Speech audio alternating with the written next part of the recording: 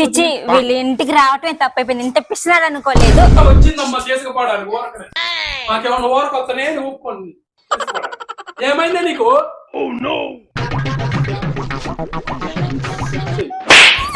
ఏమైంది? చేయి అండి, దండం పెడతాను.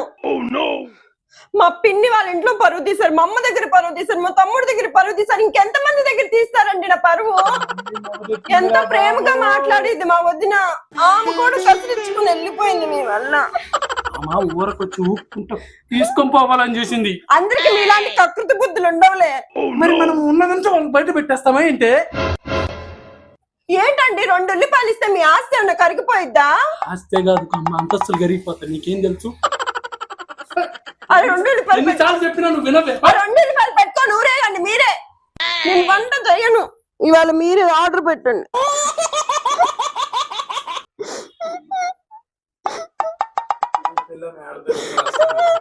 ప్లీజ్ మా వీడియోస్ మీకు నచ్చినట్లయితే సబ్స్క్రైబ్ చేసుకోండి.